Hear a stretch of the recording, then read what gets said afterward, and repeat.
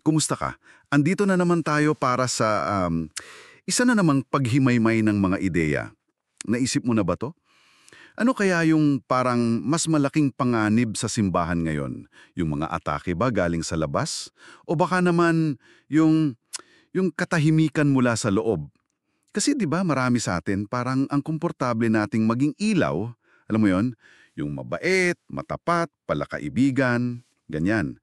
Pero parang ang hirap yung maging tinig, yung magsasalita ka talaga. Ito yung parang sentro ng tanong na galing mismo doon sa material na pinadala mo. Kaya ngayon ang plano, susubukan nating suriin itong sinasabing mahalagang pagbabago. Mula sa simpleng pagiging nariyan lang, yung tinatawag nilang presence, patungo doon sa aktwal na pagpapahayag o proklamasyon. Titingnan natin bakit yung presensya, kahit gaano pa kahalaga yan, ay parang paghahanda lang pala. At yung proklamasyon, yun daw yung talagang nagdadala ng pagbabago. Ang mga insights natin dito, galing ito sa mga sipi mula sa isang teksto na sinuri talaga itong tensyon na to. Yung komportable tayong maging ilaw, pero nag-aalangan tayong maging tinig. Gagamitin natin yung mga salitang presensya at proklamasyon. Kasi yun yung mga parang susing konsepto doon sa ating pinagkukunan para mas malinaw lang yung usapan natin. At yung misyon natin dito, simple lang. Tulungan kang maintindihan, ikaw na nakikinig, bakit ba critical tong pagbabagong to? Lalo na ngayon, ang ingay ng mundo, di ba? Ang daming boses nag-aagawan sa atensyon natin.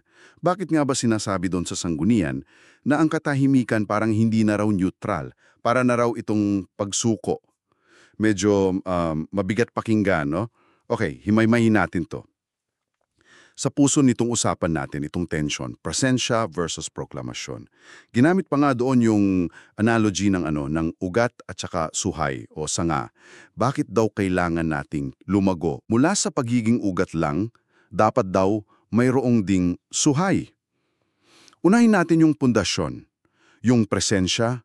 Ano nga ba talaga to? Ito yung pinakapundasyon talaga. Bale yung pagiging mabuting tao, sa madaling salita. Yung nakikita sa'yo yung kabaitan, yung integridad mo sa trabaho, pakikiramay mo sa kapitbahay, pagiging mapagpasensya mo sa pamilya, yung pagbuo ng tunay na relasyon. Ito yung tinatawag na matabang lupa, dun sa analogy. Kasi ito yung nagbibigay sa'yo ng parang karapatang pakinggan, yung credibility mo. Oo, kredibilidad. Mahalaga yan. Oo, kung iisipin mo yung imahe ng ugat, 'di ba nakatago 'yan. Pero 'yun ang kumukuha ng sustensya, 'yun ang nagpapatatag sa buong halaman. Walang halaman kung walang ugat. Importante talaga siya. Makes sense. Parang walk the talk muna bago ka talk the talk. Ganon. Kailangan makita muna nila na totoo yung pinaninindigan mo bago ka talaga nila pakinggan.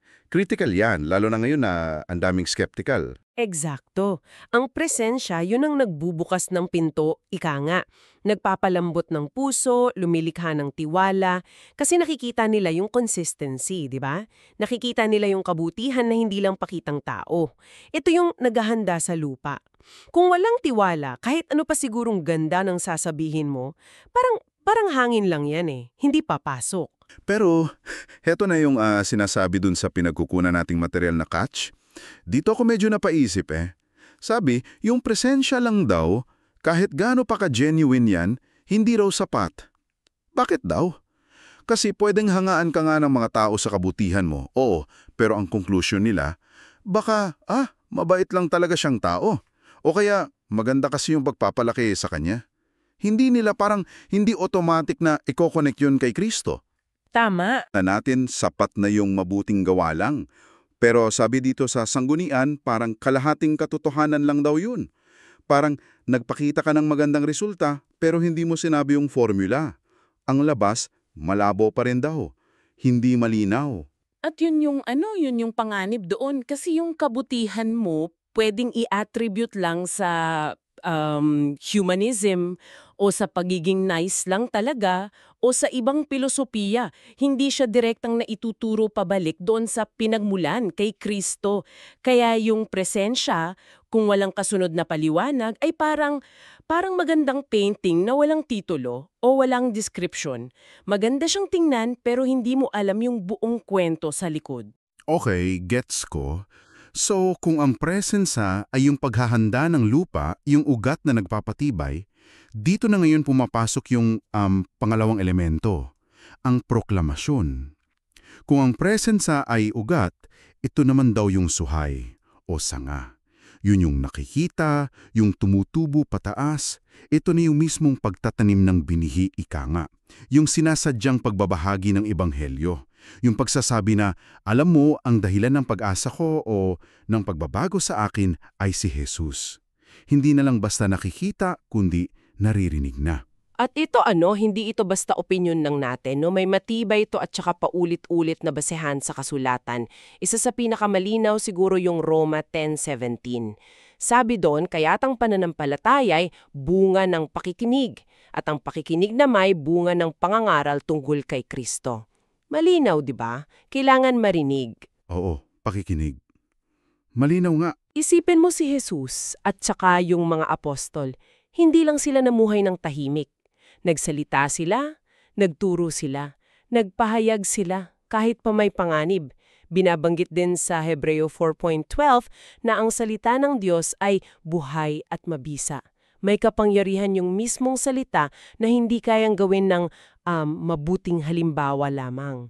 Ang proklamasyon ang nagbibigay ng pangalan at paliwanag dun sa ginagawa ng presensya. Sa katunayan, medyo matapang yung sinabi dun sa sanggunian ang hindi raw pagsasalita kapag may pagkakataon na ay maaaring pagkakait na ng tsansa para sa kaligtasan ng iba.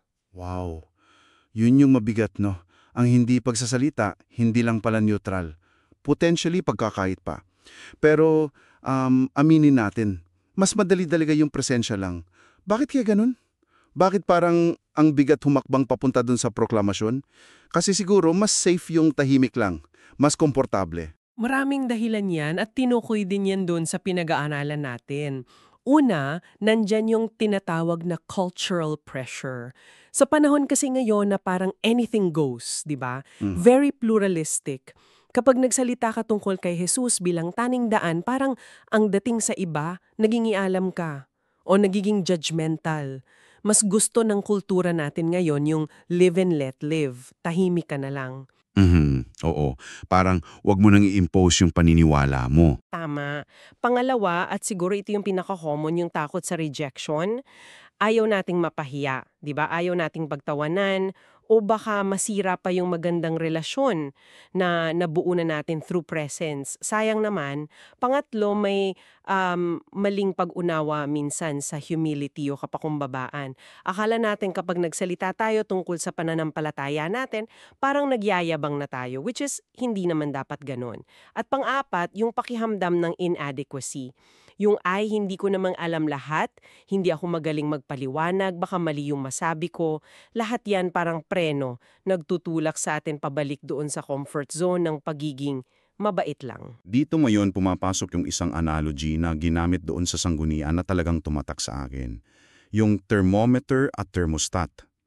Napaisip talaga ako, alin ba ako madalas? Thermometer ba ako na sumasalamin lang sa temperatura ng paligid? Kung ano yung mood ng grupo, yun din ako. Kung ayaw nilang pag-usapan ng spiritual, di quiet na lang din ako. O thermostat ba ako? Yung hindi lang sumasalamin, kundi aktibong nagseset ng tamang klima. Sa konteksto natin, ito yung pagpapakilala sa katotohanan ng kaharian ng Diyos kahit hindi yun yung parang default setting ng paligid. Ang proklamasyon daw yun yung thermostat function natin. Ito yung hindi lang basta pag-exist, kundi pag-i-influence. Powerful yun, no? Pagkakaiba, diba? Ang thermometer, passive lang. Ang thermostat, active, may ginagawa. Ang presensya, kung iwan ng mag-isa, parang thermometer lang, maganda, pero hindi nakakapagpapabago ng klima. Ang proklamasyon, pag isinama mo sa presensya, yan ang thermostat. Pero linawin natin na kasi baka may mag-isip na, so mas importante pala yung proclamation. Hindi ito presence or proclamation. Ang diin talaga doon sa material ay presence and proclamation. Hindi sila magkaaway, magkakampi sila. Kailangan pareho. At makikita raw natin to kahit sa Biblia. Paano ba to nag-play out doon? May mga specific na kwento ba? Oo, napakarami actually. Simula pa lang sa Lumang Tipan, ang Israel, di ba, tinawag sila para maging kakaiba sa gitna ng mga bansa. That's presence. Pero hindi lang yon. Tinawag din silang maging ilaw sa mga bansa at ipahayag ang kanyang mga gawa. That's proclamation. Pero nakita rin natin yung failure kapag isa lang ang ginawa. Halimbawa si Jonas, pumunta siya sa Nineveh. Yun yung presence niya kahit napilitan lang siya. Pero ayaw niyang ipahayag yung mensahe ng Diyos kasi kung gusto niyang mapahamak yung mga taga-Nineveh. Kinailangan pa siyang itulak ng Diyos para gawin pareho. Hindi sapat yung nandoon lang siya. Oo. Si Jonas, classic yon. At syempre, sino pa ba yung perpektong modelo kundi si Jesus mismo? Tingnan mo yung ministry niya. Punong-puno ng presence. Kumain kasama ng mga itinuturing na makasalanan. Hinawakan at pinagaling yung mga may kitong. Umiyak kasama ng mga nagluluksa. Grabe yung compassion, yung pagiging kasama niya. Pero hindi siya tumigil doon. Kasabay ng mga gawaang yun, nandoon yung malinaw na proklamasyon. Nagpagaling siya at sinabing, sumampalataya ka. Nagpakain siya ng libu-libo at sinabing, ako ang tinapay ng buhay. Yung presensya niya ang nagbigay ng credibility, yung pagiging totoo. Pero yung proklamasyon niya ang nagbigay ng kahulugan at ng imbitasyon sa pagbabago. Ang ganda ng pagkakabalancing yun kay Jesus. Hindi lang gawa, hindi lang salita. Pareho. Talagang magkadikit. Fractional power nun.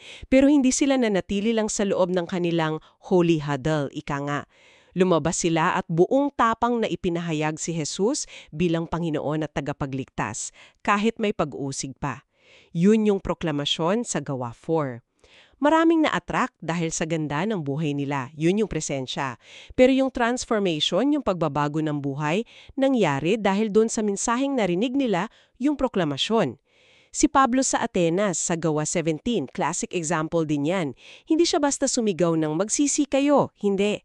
Nag-observe muna siya, pinakinggan yung kultura nila, naghanap ng common ground, yung altar sa hindi kilalang Diyos.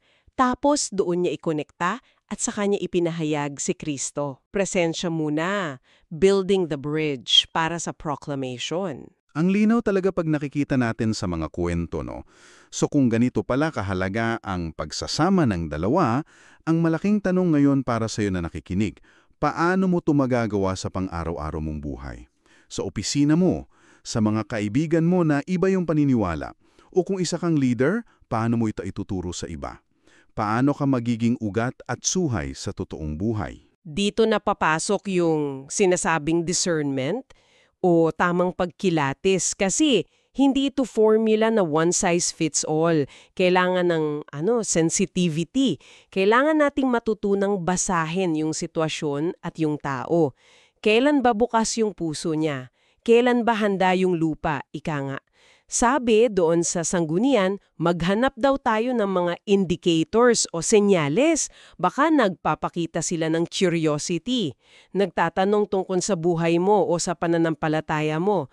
Baka nasa vulnerable moment sila, nag-o-open up ng problema. O baka may malaking transition sa buhay nila, bagong trabaho o pagkawala ng mahal sa buhay, etc. na naghahanap sila ng sagot. O minsan, diretsohan silang magtatanong. Ang mahalaga dito, hindi ito pamimilit, hindi forcing, kundi pagiging handa at pagtugon kapag bumukas yung pinto. At yun, sa gabay ng espiritu. Okay. So, hindi kailangan parang machine gun na lahat tatamaan agad.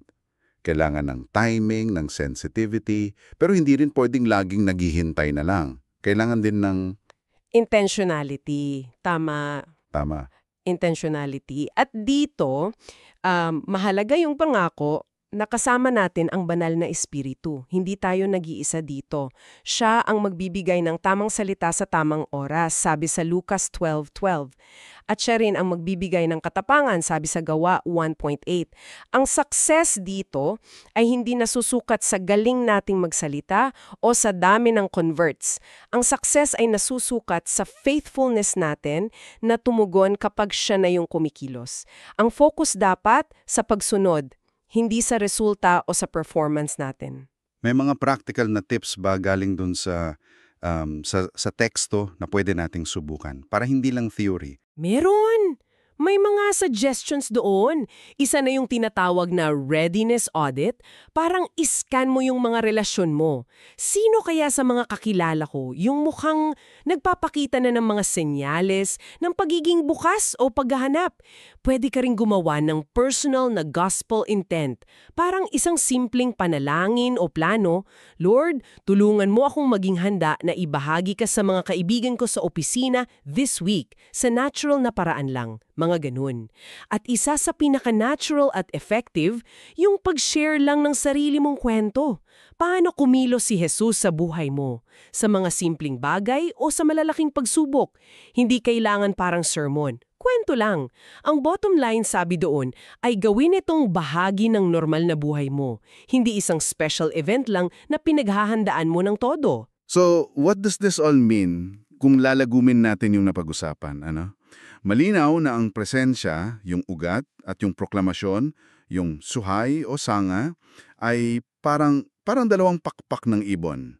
Hindi makakalipad ng maayos kung isa lang ang gumagana. Kailangan pareho para sa isang tunay, buo at mabungang pagsaksi. Ang presensya, yung buhay natin, yun yung nagpapatunay na totoo yung sinasabi natin. Ang proklamasyon, yung salita natin, yun yung nagbibigay linaw kung sino ba ang dahilan ng lahat ng yun. At para sa iyo na nakikinig, ang kahalagahan nito ay hindi lang para, alam mo yun, hangaan ka ng iba dahil sa kabaitan mo. Mas malalim pa doon. Ang goal ay yung makita nila, hindi lang yung kabutihan mo, kundi yung pinanggagalingan nun, si Kristo, para sila rin makaranas ng transformasyon. Ang pagiging tinig, kasabay ng pagiging ilaw, ay hindi dapat tinitingnan bilang pabigat. Isa itong pribilehyo na maging bahagi ka ng pagpapalawak ng kanyang kaharian. Ang ultimong gusto natin ay hindi lang masabihan ng, "Wow, ang bait mo," kundi marinig yung, "Wow, gusto kong makilala yung Diyos mo." Kaya iiwan namin sa iyo itong hamon o tanong para sa pagninilay mo. Saan ka ba mas madalas ngayon? Sa pagiging thermometer ba na sumasalamin lang sa paligid? Kontento na sa tahimik at safe na presensya? O handa ka na bang yakapin din yung pagiging thermostat, yung active na nagsashare ng init at liwanag ni Kristo, kahit pa medyo uncomfortable minsan? Handa ka na bang lumago mula sa pagiging ugat lamang patungo sa pagiging suhay, na nakikita, umaabot at nagpapahayag? Ano kaya ang isang maliit pero konkretong hakbang na pwede mong gawin simula ngayon patungo sa direksyong yan?